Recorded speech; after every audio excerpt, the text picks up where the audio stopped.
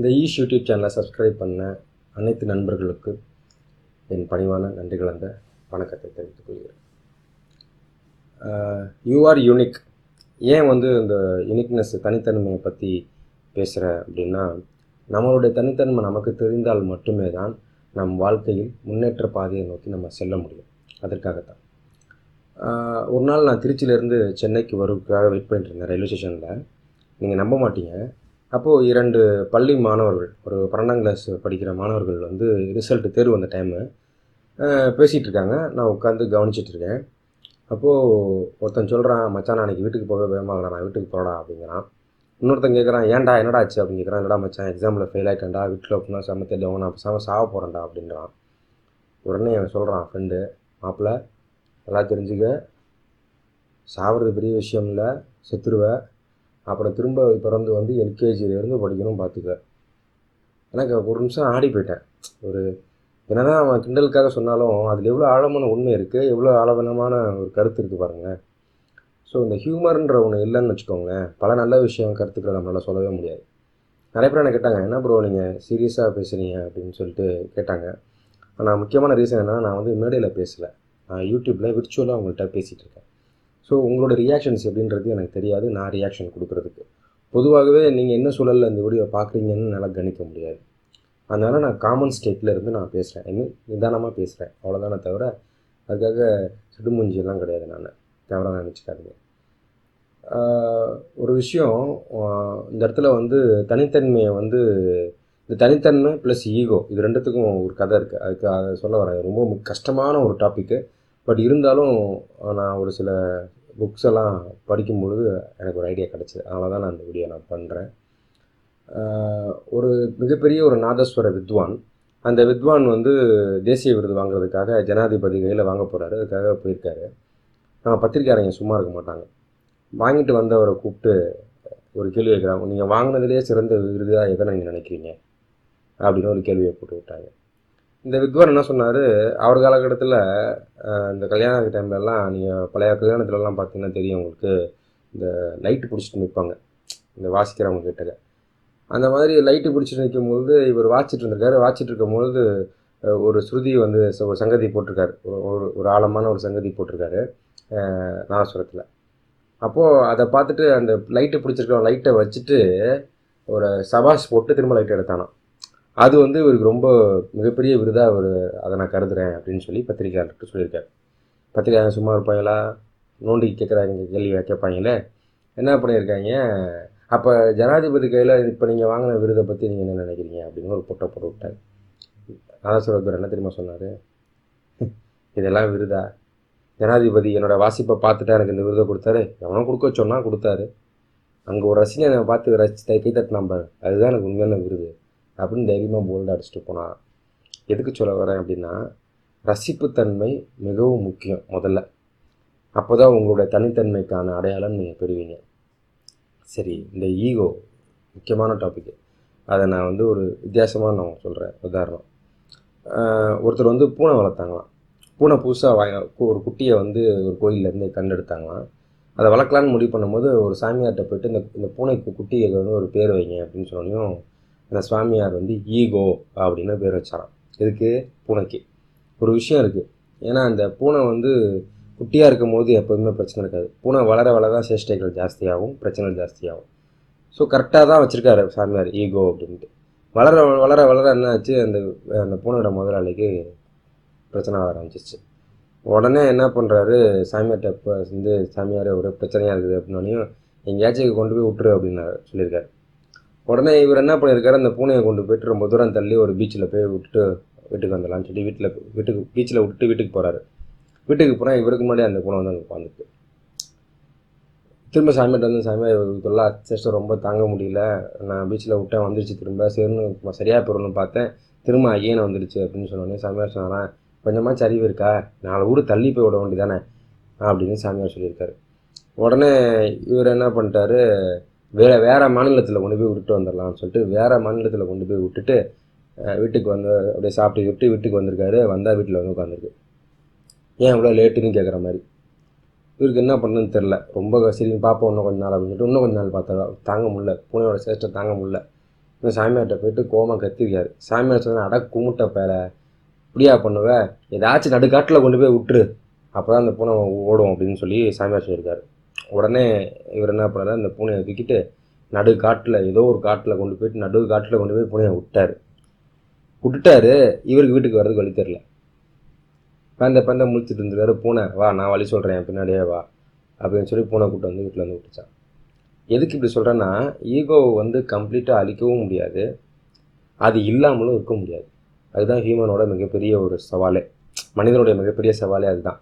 ஏன்னா ஈகோவை கம்ப்ளீட்டாக விட்டோம் அப்படின்னா அங்கே ஐடென்டிட்டி ப்ராப்ளம் அரைஸ் ஆகிடும்.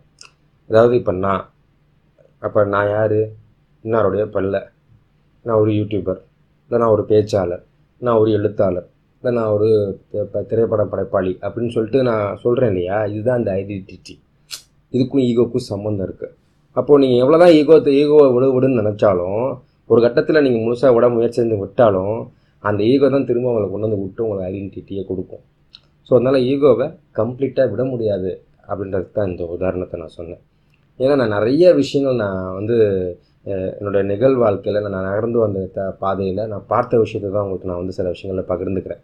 அதில் சில உதாரணங்கள் மட்டும் நான் படித்த புத்தகத்திலேருந்து ஒரு ஒப்பனைக்காக எடுத்து உங்களுக்கு நான் வந்து சொல்கிறேன். அது வந்து உங்களுக்கு இன்னும் புரியணுமே அப்படின்றதுக்காகத்தான். ஏன்னா இந்த ஈகோவும் இந்த ரசிப்புத்தன்மையும் வந்து உங்களுக்கு இருந்துச்சு அப்படின்னா நீங்கள் வந்து ஆட்டோமேட்டிக்காக உங்களுடைய யூனிக் ஸ்பெஷாலிட்டியை வந்து நீங்கள் வந்து அண்டர்ஸ்டாண்ட் பண்ண முடியும். நான் அந்த ஈகோ அப்படின்னு சொன்னோன்னையும் நல்லா புரிஞ்சுக்கணும், அது இருக்கணும் ஆனால் இருக்கக்கூடாது. அதுதான் ஒரு பெரிய சவாலை. இந்த ஈகோவை கரெக்டாக ஹேண்டில் பண்ண தெரிஞ்சவங்களால் மட்டும்தான் உச்சத்துக்கு போகவே முடியும். இது வந்து ஒரு மனிதனுக்காக சொல்லிட்டேனே சவால்ன்ட்டு. உன்னுடைய தனித்தன்மையை நீ உணரணும்னா அதுக்கு ஈகோ இருக்கவும் செய்யணும். அதே சமயத்தில் அந்த ஈகோவால் மற்றவங்களுக்கு பாதிப்பும் வரக்கூடாது, உனக்கும் பாதிப்பு வந்துடக்கூடாது. ஸோ இது ரொம்ப டிஃபிகல்ட்டான ஒரு டாபிக், இந்த யூனிக் அப்படின்ற டாபிக்.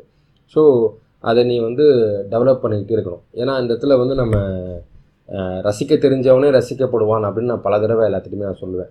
ஸோ அந்த மாதிரி நம்மளே ரசிக்க முதல்ல பழகினா மட்டுமே தான் நம்ம யூனிக்குங்கிறத நம்ம உணர முடியும். ஏன்னா நீங்கள் நல்லா யோசிச்சு பார்த்தீங்கன்னா இந்த லைஃப்பில் எங்கே பார்த்தாலும் ஒப்பிடு, எங்கே பார்த்தாலும் பொறாமை, எங்கே பார்த்தாலும் கோபம், எங்கே பார்த்தாலும் பயம், இது இருந்துகிட்டே தான் இருக்கும். இது இன்றைக்கி நேற்று இல்லை, பல லட்சம் நூற்றாண்டு ஆண்டுகளுக்கு முன்னாடியிலேருந்தே இது இருக்குது. ஹோமோசாப்பனிஸ் தான் நம்மலாம், ஆனால் ராமபித்தாக்காஸ்லேருந்து இருக்குது. ஆதி மனிதன் குரங்குலேருந்து மனிதன் தோன்றுவதற்கு முன்னாடிலேருந்து இந்த பிரச்சனைகள் இருக்குது. அதாவது தான் நான் எல்லாத்துலேயுமே சொல்லுவேன், subject is same but object May varies அப்படின்னு சொல்லுவேன். இப்போது உதாரணத்துக்கு ஆதிகால மனிதன் இருக்கான் பார்த்தீங்களா, அவனுக்கு வந்து பெரிய ஈட்டி வேட்டையாடுறதுக்கு வேணுமே அப்படின்ட்டு என்ன பண்ணுவான், அவன்கிட்ட விட நம்ம சின்ன ஈட்டி இருக்கே, நமக்கு எப்போ பெரிய ஈட்டி வரும் அப்படின்னு ஒரு பொறாமை. இன்றைக்கி நம்ம என்ன பண்ணுறோம், அவன்கிட்ட கார் இருக்கே, அவனோட பெரிய கார் நம்மள்கிட்ட இல்லையா, நம்ம பொறாமை இல்லையா. ஸோ இந்த போட்டி, பொறாமை, கோபம், பயம் இது எல்லாமே இருக்கும். ஆனால் அவனுக்கு அன்னைக்கு வந்து வேட்டையாடுறதுக்கு புலி கிடைக்கலையேன்னு சொல்லி அவன் வந்து வருத்தப்படுவான். நமக்கு எங்களுக்கு வந்து மொபைல் ரீசார்ஜ் பண்ணுறதுக்கு கூட காசு இல்லையேன்னு இவங்க வருத்தப்படுவான். பட் எல்லாமே சேம் சப்ஜெக்ட், ஆப்ஜெக்ட் தான் மாறுது இல்லையா. ஸோ எதுக்கு சொல்ல வரேன்னா, இதுக்கு மீதான அவேர்னஸ் நமக்கு இருந்தாலே நமக்கான தனித்தன்மை தானாக உருவாகும். அப்போ நீங்கள் அதை உணர ஆரம்பிப்பீங்க. ஸோ அதுக்கு தான் இந்த வீடியோ முக்கியமாக. ஸோ அதனால் நீங்கள் வந்து உங்களுடைய யூனிக்னஸை உணர்ந்து அதை இன்னும் பலப்படுத்துவதற்காக நீங்கள் முன்னேறி செல்லணுன்றதுக்காக தான் இந்த உதாரணத்தெல்லாம் சொல்கிறேன். போன மாதம் அப்படி தான் என்னுடைய ஒய்ஃபுடைய ஆஃபீஸில் ஒருத்தவங்க கல்யாணம்னு சொல்லிட்டு திருவண்ணாமலை போயிருந்தேன். இந்த பஸ்ஸில் போகிற கொடுமையே மிகப்பெரிய ஒரு கொடுமை. சீரியஸ்லி சொல்லப்போனால் ஒவ்வொருத்தரும் இடம் போடுற விஷயம் இருக்குது பாருங்கள். எனக்கு பஸ்ஸில் போடுற வாய்ப்பே இப்போ இல்லை. பட் இருந்தாலும் போன மாதம் போயிட்டு செத்து சுண்ணாம்பனாமல் ஆகிட்டேன். அந்த இடத்துல ஒவ்வொருத்தங்க பண்ணுற சாதுரியத்தையும் பார்க்கும்பொழுது தனித்தன்மை அப்படி ஒரு வெளிப்படும். ஒன்றுமே இல்லைங்க, இப்போ எனக்கு ஐடியா கிடச்சிருச்சு பஸ்ஸில் எப்படி சீட்டு போடுறதுன்னு. ஆனால் பஸ்ஸில் போடுறதுக்கான வாய்ப்பு இல்லை. ஒன்றும் இல்லை, ஒரே ஒரு எலுமிச்சம்பழம் வாங்குங்க, ஒரே ஒரு பச்சை மிளகாய் வாங்குங்க, ரெண்டுத்தையும் கட்டி சீட்டில் போடுங்க. ஒரு பையில டிரைவரே நிற்க மாட்டான், சீட்டில் இறங்கி போடுவோம், நீங்கள் போய் உட்காந்துக்கலாம். அதுக்கப்புறம் நம்ம வீட்டில் வந்து அதை நம்ம வந்து ஜூஸ் போட்டு குடிச்சிடலான்னு வச்சுக்கோங்களேன், ஊறுகாய் போட்டு திண்டுலான்னு வச்சுக்கோங்களேன், அது செகண்டரி. எதுக்கு சொல்ல வரேன்னா, அவ்வளோ தனித்தன்மை ஒவ்வொருத்தரும் சீட்டு பிடிக்கிற விதத்தெல்லாம் பார்த்தீங்கன்னா பிள்ளை அதுக்குன்னே இப்போ திருப்பாங்க போட்டுருக்கு சீட்டு பிடிக்கிறதுக்குன்னு. அந்த மாதிரிலாம் நான் பார்த்தேன் இந்த போன மாதம். ரொம்ப நாள் கழிச்சு பார்த்தோன்னே ஒரு பூரிப்பு எனக்கு. ஸோ அதனால் ஒவ்வொரு இடத்துலையும் இருக்கிற தனித்தன்மையை நீங்கள் பார்க்க ஆரம்பிச்சிங்கன்னு வச்சுக்கோங்களேன், அங்கே போட்டி இருக்காது, அங்கே பொறாமல் இருக்காது. நிறைய பேர் வந்து இன்னொருத்தனுடைய தோல்வியில் தான் தன்னுடைய வெற்றி இருக்குன்னு நினைக்கிறாங்க. அதுவே மிகப்பெரிய தவறு. வெற்றி என்பது தொடர்கதை, அதற்கு முடிவே கிடையாது. முதல்ல அதை உணரணும் நம்ம. இப்போ நீங்கள் ஒரு விஷயத்தை அடையணும்னு நினைக்கிறீங்க, அதுதான் உங்களுக்கு வெற்றின்னு ஒரு இலக்கு வைக்கிறீங்க. அது அடைஞ்சது பிறகு அப்படியே இருந்துருவீங்களா? அடுத்த வெற்றியை நோக்கி போவீங்க இல்லையா?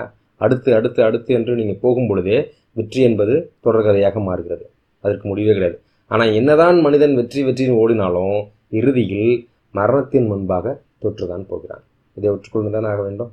அப்போது நீங்கள் போகும் இடத்துலலாம், நீங்கள் பார்க்கும் இடத்துலலாம் தனித்தன்மையை நீங்கள் உணரும் பொழுது தானாகவே உங்களுக்கான தனித்தன்மை விளங்கிவிடும். நீங்கள் முன்னேற்ற பாதையை நோக்கி போவீங்க.